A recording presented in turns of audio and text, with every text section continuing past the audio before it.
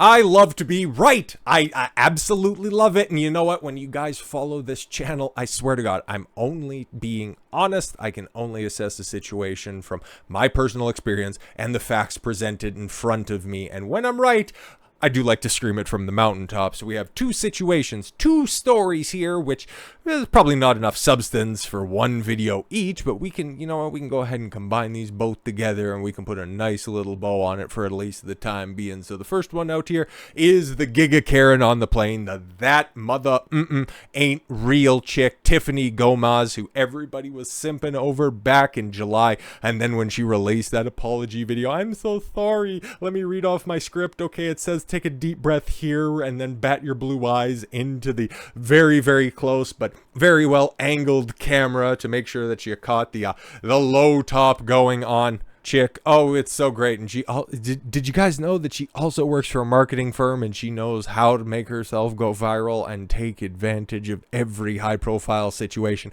Just don't look at the extra underlying situation. Like, come on now. We don't need to know about her being taken off of the plane and then saying that it's going to blow up and just try to hyperbolize everything that she was doing. But then you take a look at what happened beforehand. And well, as much as I said that, okay, for everybody saying she didn't do anything, we just want to know if you've seen the lizard people and whatever other dumb stuff. And she's the idolized version of what everybody wants. And it's like, no, I hate Karens more than I hate Michael J. Fox straight razoring my balls. It's like, this woman is the encapsulation of the modern woman and everybody is falling for it because she is not horrifically obese and she has a decent rack. That's it. That's the only reason that they're giving her any sort of path to redemption. Motherfuckers are thirsty out here. Crazy plane lady Tiffany Gomas assaulted man in a terminal after not real meltdown, new body cam video reveals. Wow, they're releasing this like the fucking Zabruder cut. Texas marketing executive. Oh, see, at least they get hip to this, okay? Behind the viral, that motherfucker is not real. Plane meltdown, assaulted a man in a terminal after she was dragged off the American Airlines flight. Oh, I thought this happened beforehand. My mistake. Police body cam footage obtained by the Post shows the innocent bystander describing a random attack by Tiffany Gomas. I was just sitting here and she came on and she demonstrated a shoving motion. She pushed me off and she left. The unidentified man told authorities. Gomas was kicked off a July 2nd American Airlines flight from Texas to Orlando, and she launched into an epic caught on camera tirade following an argument over AirPods. Yeah, exactly, that ended up getting the plane landed once again. Everybody was taken off. Their entire days were ruined, but people had the audacity to say, you didn't do anything wrong. You fucked everybody's day up, and everybody's giving you a pass, you simps. 38-year-old, oof, and then continued to freak out in the terminal after she shoved the unexpected man, whatever, according to the footage. He said the attack came out of nowhere, and the two had no previous interaction. Well, yeah, exactly. But then the cops were like, hey, what the fuck? And then she started to cry, and then everybody's IQs went down by about 50 points. I'm okay, he responded to the officers when asked if he was hurt, adding that she pushed him in the chest. And the officer questioned Gomas about the shove. She laughed. Oh, the body footage shows. Fuck, I hate this bitch. Wait, I assaulted somebody the day to... Oh man, that was a visceral response right there. Adding, I'm 5'2", 120 pounds. Thinking that, okay, used to be, and like I've said before, if we find older pictures of this bitch, she was probably a hell of a lot hotter, and she has never been told no before. It's exactly what's going on with Rachel Ziegler right now. She has never been told no because there's a certain attraction level that's there. Tiffany here, and of course, the name kind of tells it all. She has a modern woman attitude now that she's getting close to 40, realizing that, oh no, now I'm going to have to switch up my game in order to play the victim card. And now I'm just 5'2", 120 pounds, which I call cap on the 120 pounds. We see the little bulges that are coming out under that medium top that you're wearing.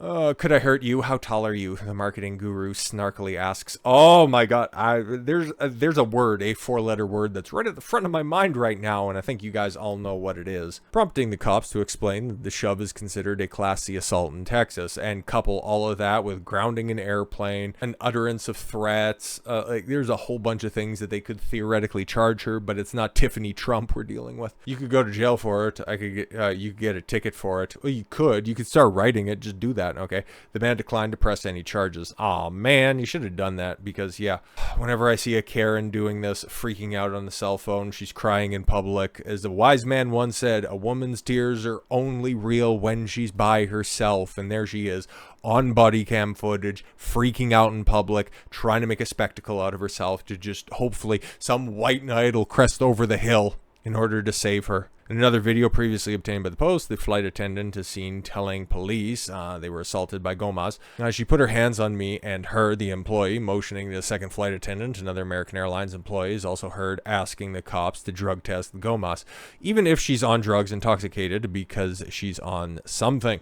However, Gomas has never tested for public intoxication and was ultimately only verbally cited for criminal trespassing. Are you fucking kidding me? Female privilege on full fucking display with this story. I hate it. I hate it so much. And I truly hope this is the last time we see this dizzy bitch. Now, on to something else that we talked about. I think it was yesterday. I'm not too sure when this video is coming out, so you know what? Hey, bear with me. We talked about Michael Oher, the Blind Side, the subject of the Blind Side movie from 2009 that came out. The former lineman for the Baltimore Ravens, won a Super Bowl championship and all of that stuff. He threw down a lawsuit against his former maybe adoptive family or maybe conservatorship family. It's a very sketchy situation. I said that it was basically, it was one of those A or B things. We can run down all of the documentation that's already there and we can figure out some stuff pretty simply, right? And then towards the end of the video, I said, I don't know, man, maybe this could be a little bit waffly because here you have a guy who looks like he's distancing himself from his former family that helped him along. Maybe we're kind of disputing how much they helped or how much they were just trying to use that for good virtue signaling points. Just look at the big black guy that we're helping out. We're good white people. Who knows how that ultimately worked out? But towards the end, who knows? Maybe, okay, because he's been saying some stuff for a long time. Maybe somebody was poking him in the back going, you better go after those white motherfuckers to get the money that you are owned. Maybe something was happening like that. And lo and behold, here we have, now but a few hours later, after the release of that first video, at least on Rumble, Blindside Tuohy Family accuses ex-NFLer Michael Oher of a $15 million shakedown before bombshell court filing.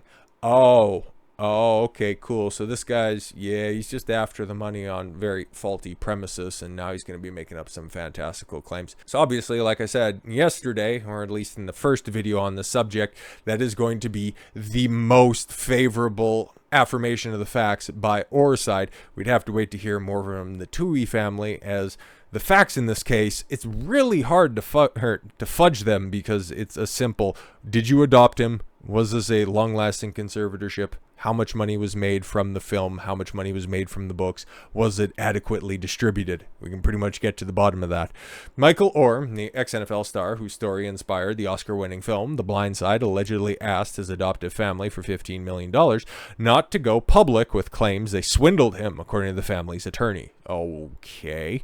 Now, Sean and Leigh Tuohy said that that through their illegal representative, there's no credence to Oher's claims he was fooled into a conservatorship and rubbished claims the couple made millions off his life story. Their lawyer told TMZ Oher was instead the principal offender that was repeatedly threatened to plant a negative story about the Tuohys and press if they didn't cough up an 8-figure check. Over the years, the Tuohys have given Mr. Oher an equal cut of every penny received from the Blind Side, attorney Marty Singer said. He recently, when Mr. Oher sparked to threaten them about what he would do unless they paid him an 8-figure windfall, and as part of a shakedown effort, refused to cash the small profit checks from the Tuohys. They still deposited Mr. Oher's equal share into a trust account they set up for his son. Interesting. So the plot does thicken. Singer alleged Oher had been dropped as a client by other lawyers, but has finally found a willing enabler to field this ludicrous lawsuit as a cynical attempt to drum up attention in the middle of his latest book tour. Oher, 37, filed a lawsuit in Shelby County, Tennessee on Monday, alleging he only recently learned he wasn't officially adopted by the Tuohys and that he signed into a conservatorship which allowed them to retain legal power over him. Interesting. Okay. And then couple that with this as well. Something fishy. The Blindside's Tuohy Family is slammed over 2017 Below Deck appearance in which they discussed the making a movie with Spielberg, but no mention of adoptive son Michael Oher. Is everybody involved in this situation just in it for the clout? Like, what the fuck is going on? Sean and Leigh and Tuohy are being criticized over the 2017 appearance on a reality TV series Below Deck and the red flags it raised about how their story was to be depicted in the movie The Blind Side. A clip of the couple's appearance on the Bravo show set aboard luxury yachts resurfaced on TikTok soon after the adoptive son, former NFL player Michael Oher, filed a lawsuit against them saying that they had never adopted him and had profited from his story. In the clip seen in a viral post by user Abigail Adams, Sean says he was planning to give rights for The Blind Side to Steven Spielberg and Harvey Weinstein. Well, yeah, this was when Harvey Weinstein was running Hollywood. It's not just trying to drum up some sensationalism, okay? And wanted script approval as part of the deal. The clip raised red flags for viewers who expressed concerns about Oher's apparent lack of involvement in the movie, and he now claims is highly fictionalized. And he always has. That's one thing that he's kind of maintained throughout the entire timeline. And felt his absence from Below Deck episode was fishy. The Blind Side follows Oher's remarkable journey from poverty to the Super Bowl. And, well, no, it was from him being drafted in the first round by the Baltimore Ravens, not to the Super Bowl. In 2009, he hadn't been a Super Bowl champion yet. He had to wait until 2013. And it was inspired by the 2006 novel written by Sean's former classmate, author Michael Lewis. Okay, interesting. In her post on TikTok, Adams said, am I the only person who can't stop thinking about this episode from Below Deck? Probably. I don't really know if it was a popular show or not, but it might be. As the movie wasn't a red flag already, this was an even bigger one, in my opinion, naturally. While the Tuohys were out there to yachting, she says Oher is allegedly fighting for his rights back. This could just be a simping white woman, you know. I wouldn't put it past her. Below Deck had not had the Tuohys back on their boats since the episode. Or, along with the Tuohys' other children, Collins and SJ, did not appear on the show. Yeah, exactly. So it could be just taken out of context, or it just could be another one of those situations where there's some more salacious people to be added to the story, trying to discredit the family. We'll see. The Tuohys deny any allegations made by Oher. Sean responded to them by telling the Daily Memphis that the family did not make any money off the movie. Yeah, but then that kind of contradicts with the new statement that, yeah, they just put everything into, the trust account they set up. Okay, so, I think that, once again, like, we're getting to the end of this story, and I'm kind of thinking that we're just going to end up coming to the same ultimate conclusion, where there's three sides to every story: Mike's, the Tuohys, and the truth. I think that it'll probably lie a little bit closer to the middle on this one, where it seems like, yeah, there was some money, but it was also set aside in a trust, and I don't know, maybe somebody realized that they weren't going to be getting a commentary gig during retirement, and maybe that last grasp for attention and anything that was really profitable was all about a movie from back in 2009, which I don't really know how many residuals you're going to be getting. It could be spurned on by the writer's strike, and there's a lot of talk about streaming residuals. Is that what is instigating all of this stuff? It's really tough to tell until this ultimately hits trial and we find anything, but as it stands right now, kind of siding with Mike. A little bit more so, but it's like 60-40, 55-45. I don't think the Tuohys really needed the money. They were kind of well off beforehand. Yeah, see, now I'm talking myself back into the Tuohys camp on this. It's a very strange situation. It's not as cut and dry as the Tiffany Gomas stuff is, but it's definitely a little bit more intriguing. So with all that said, thank you all very much for the gift of your time. I've been Don Consuelo, and I want you to follow your gut and get after it. Take care, everyone.